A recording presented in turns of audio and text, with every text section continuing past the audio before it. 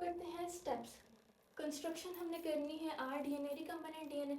Recombinant DNA की construction के लिए आपको जो स्टेप्स रिक्वायरमेंट होते हैं वो क्या, डायरेक्ट क्वेश्चन उठ के आता है या तो लॉन्ग में आता है या तो शॉर्ट में आता है, आता ज़रूर है, ठीक है।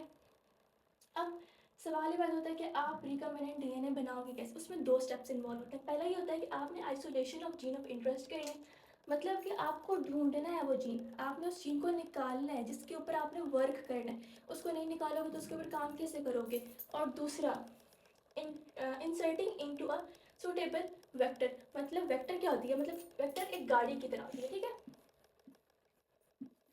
गाड़ी को आप किस तरीके से यूज़ करते हो, ट्रांसपोर्ट के लिए, कहीं जाने के लिए, ठीक है। इस तरीके से आपने ऐसा वेक्टर ढूंढना है जिसके ऊपर आप जीन ऑफ इंटरेस्ट को बिठाओ और वो उसको अपने अंदर लेके जाए, उसको मल्टीप्लिकेशन करवाए, उसको एक सूटेबल इन्वायरमेंट प्रोवाइड करे जिससे उसकी क्लोनिंग हो सके, रेप्लिकेशन हो सके। तो इस तरीके से आप एक रिकम्बिनेंट डीएनए बनाते हो। तो रिकम्बिनेंट डीएनए बनाने के लिए आपको कुछ चाहिए भी होगा, कंपोनेंट्स भी चाहिए। इस तरीके से आपको किसी भी चीज़ की किसी भी चीज़ को बनाने के लिए कुछ कंपोनेंट्स चाहिए होते हैं, ठीक है। तो इसके जो आपको बनाने के लिए कंपोनेंट्स रिक्वायर हैं वो आपके पास हैं जीन ऑफ इंटरेस्ट, पहली चीज़। और मोस्ट इंपॉर्टेंट चीज़ है जिसके बगैर आप कुछ भी नहीं कर सकते क्योंकि आपने उसी के ऊपर स्टडी करना होता है। दूसरा आपके पास आता है मॉलिक्यूलर सीजर।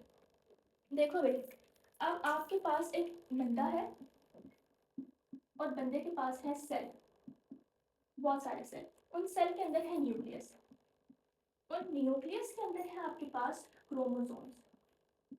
उस क्रोमोसोम्स में से आपने वो एक सेगमेंट ऑफ जीन निकालना है। अब वो जीन बहुत बड़ा होगा। अब आपने उसमें से एक छोटा सा हिस्सा लेना है, ठीक है। आपने फर्स्ट करो आपको ये जीन चाहिए, ये आपके पास जीन ऑफ इंटरेस्ट है, तो आपने यहाँ से इसको कट आउट करना है। आपने पूरा जीन तो नहीं इंसर्ट करना ना, आपने इसको कट आउट करना है। आप इसको कट आउट करोगे, किससे करोगे, मॉलिक्यूलर सीजर से करोगे क्योंकि एक मॉलिक्यूल है, ठीक है। उसके बाद आपने इसको वेक्टर के डीएनए के साथ भी जोड़ना है। अच्छा, वेक्टर जो हम लेते हैं ना, मोस्टली हम वेक्टर का लेते हैं प्लाज्मिड। अब इस तरह अब ये है ना आपके पास एक, फर्स्ट कर लो, एक बैक्टीरिया का एक होता है अपना डीएनए और एक उसके पास होता है प्लाज्मिड, जिसको हम एज अ वेक्टर लेते हैं। अब हमें प्लाज्मिड क्या होता क्या है, अब डीएनए है और डीएनए की एक्स्ट्रा कॉपी होती है बैक्टीरिया के अंदर, जिसको आप बेसिकली प्लाज्मिड बोलते हो। एक्स्ट्रा डीएनए मटेरियल होता है, डीएनए मटेरियल होता है, कॉपी ऑफ डीएनए होता है, इंडिपेंडेंट ऑफ रेप्लिकेशन होता है, इसके कुछ स्पेसिफिक अपनी प्रॉपर्टीज होती हैं, ठीक है। हम इसको लेते हैं एज अ कैरियर, इसके अंदर हमने जीन ऑफ इंटरेस्ट को डाला। अब हमने यहाँ से इसको काटा। अब देखो प्लाज्मिड एक राउंड शेप में है, अब हमने इसके अंदर इंसर्ट करना है तो इसको भी तो काटना होगा ना, तो इसके लिए हम मॉलिक्यूलर सीजर्स लेते हैं। जब हम इसको काटेंगे तो इट बी लाइक दिस, और जब आप इसको इसके साथ रखोगे तो जादू तो नहीं होगा ना, तो इकट्ठे से जुड़ जाएगा। आपको एक फेविकोल चाहिए, आपको एक ग्लू चाहिए। आप दो पेपर्स को काटते हो तो उसको चिपकाने के लिए आप फेविकोल का यूज़ करते हो, आप ग्लू का यूज़ करते हो। आप यहाँ पे मॉलिक्यूलर लेवल पे बात कर रहे हो तो आपको एक मॉलिक्यूलर ग्लू चाहिए, ठीक है।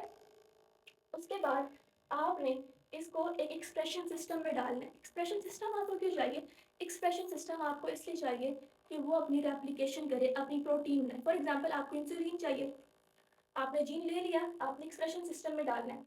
अब वो जीन तो आप उठा के किसी को नहीं दे सकते ना, आपने उसकी इंसुलिन बनी भी चाहिए। डीएनए सीक्वेंस आप ले लोगे तो बंदा उस डीएनए सीक्वेंस का क्या करेगा, उसको बनी बनाई इंसुलिन चाहिए। आप उसको एक्सप्रेशन सिस्टम में डालोगे,